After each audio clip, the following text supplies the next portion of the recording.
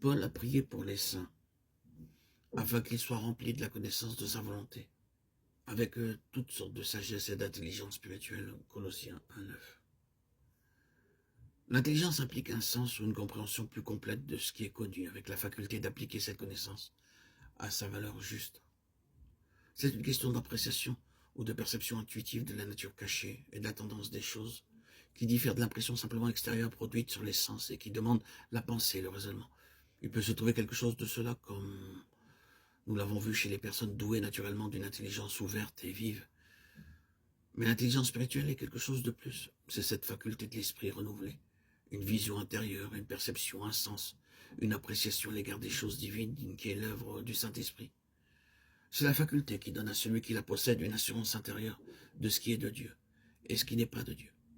Lorsqu'il s'agit de questions très subtiles, lorsque les choses sont loin d'être évidentes.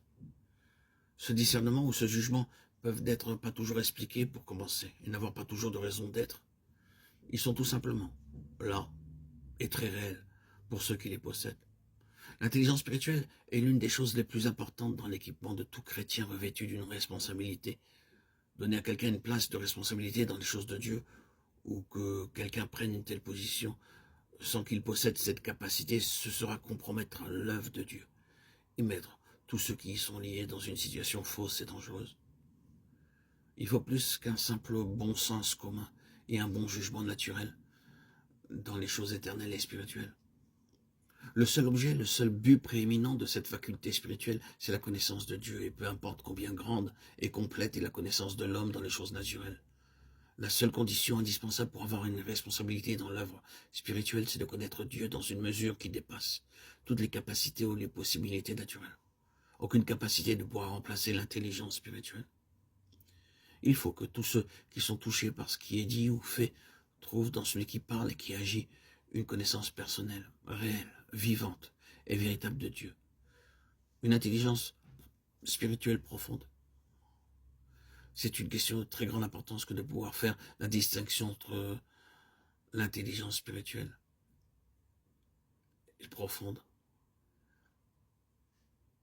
Il est significatif de constater combien de personnes ont été amenées dans une position en vue par certaines formes de l'œuvre chrétienne. Mais ce n'est pas le christianisme de Romains 6. Tout mouvement qui encourage la conscience de soi est dans l'erreur. La conscience de soi, que ce soit un moi mauvais ou un bon moi, un grand moi ou un petit moi, est une faiblesse et un mal. Tandis que tout ce que nous vous disons ici est nécessaire, nous croyons que si nous éclairons un grand fait, cela ne doit pas nous amener à tourner les yeux sur nous-mêmes et nous amener à une analyse personnelle ou à une introspection dangereuse, car ce serait pire, je dirais même fatal. Christ est notre seule occupation sûre et saine, et c'est lui qui nous délivre de nous-mêmes.